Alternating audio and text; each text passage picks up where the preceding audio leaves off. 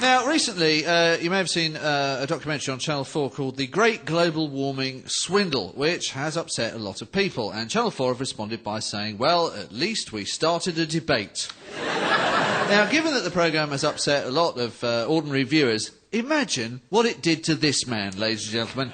Please welcome Marcus Brigstocke. Apparently, global warming is a liberal conspiracy, because of all the stuff that we have to gain from it, like, things like, nothing at all, you lying bastards! I warn you, I am slightly on one this evening. Now look, I'm no scientist. Clearly, I've met a woman. I am willing to admit that the global warming thing has gained momentum, like a chubby Texan soaked in oil sliding down a hill of his own chip wrappers. Yeehaw! But there is a big problem right at the core of the anti-environmentalist argument. Here it is. About 2 years ago, there were thousands of people saying, no, it's not happening, it's definitely not happening, no way, it's not getting warmer, you're imagining it, you're making it up, ooh, I'm cold. Who else is cold? I know I am. Now these same people are saying, all right, it is happening, but it's definitely not our fault. Hang on. Isn't that the same as saying, I can categorically say I'm not having an affair, and anyway, she seduced me? If you used to belong to the deniers camp, and you're now in the it's anyone but us camp, then your motives are as suspect as an ITV phone quiz. If you're in either of those two camps I mentioned, or worse still, the it is happening and it is our fault, but what's the point of doing anything because China isn't? Richard Littlejohn, you hate-filled swine, I know that's where you're hiding. Come out, you vicious little prick.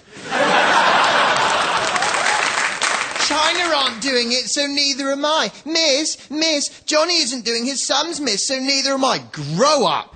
There's lots that China isn't doing that's still worth our while. Democracy, human rights, eating cheddar, to name but three.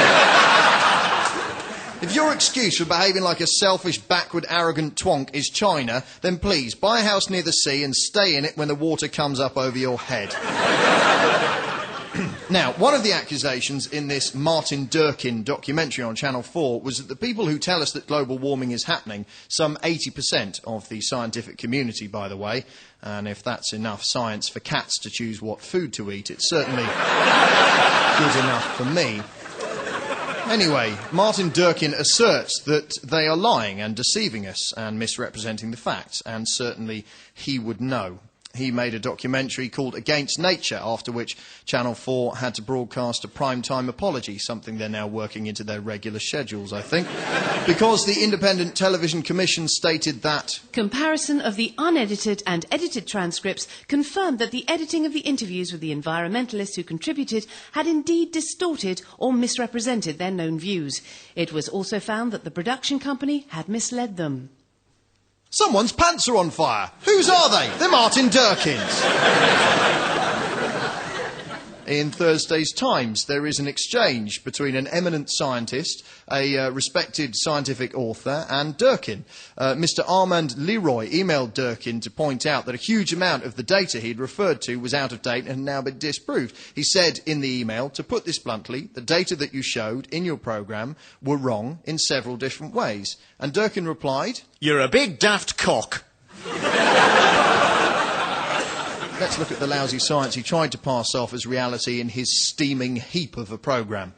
He tried to prove that solar power was useless by going to a hospital in Africa, serving several remote communities that had 2 solar panels on the roof. Now, I say 2 solar panels. One of them closely resembled those little panels that you used to get in a Casio watch in the early 80s, that if you stood very still at midday in August, somewhere near the equator, maybe, just maybe, you could tell the time. And that was his proof. They then cut inside to a sad-looking African doctor saying, yes, it's either the fridge full of vaccines or the lights, not both. Well, then, that's proof, isn't it? Solar clearly doesn't work. It can't work. I mean, look at the hospital, look at the fridge, look at the lights. Solar power doesn't work. What if he had some more money and got another panel? What? Are you seriously saying that some of Africa's problems are due to a lack of resources and not, in fact, the deliberate attempts of a load of malevolent greenies to prevent them having a better life? Yeah. You, Mitch Benn, are a communist.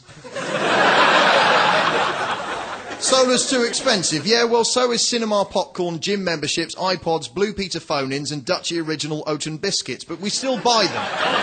It's a question of how much you want a thing, and I want Dutchy Original Oaten biscuits. One of the claims was that Bush and his people are spending too much money researching climate change.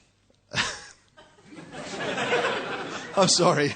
Too much. Yes, of course they are. Famously. We know this of the Bush administration. They just hurl money at the climate change situation. They're obsessed with it. They go on and on. Oh, the climate's changing. We must do something about it. Of course, that's absolutely right. And what else needs to be done? Well, air stewardesses should wear more makeup. There's not enough branches of Tesco's. And is there any way we could make Jeremy Clarkson just a bit more interested in cars? Because sometimes I think he doesn't care.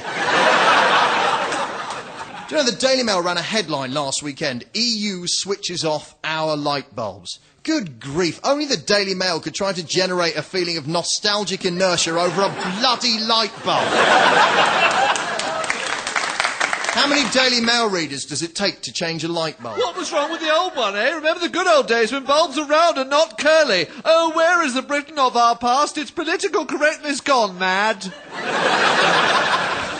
Man-made climate change is not a scientific certainty. But the balance of probability says it is happening. If it's not, people in the future might play this and say, well, listen to that hysterical whining greenie. What a dupe. He was taken in. What a fool. I can live with that. But what if it is happening and it's our fault and Martin Durkin is wrong or just lying like the big Durkin he seems to be? What if we are in a position to change it and we don't? It won't kill us to drive a smaller car, switch a thing off when we've finished with it, change the old light bulb, holiday in Bognor Regis. All right, that sucks. But the rest of it is not so bad. I've finished now. Where's my limo?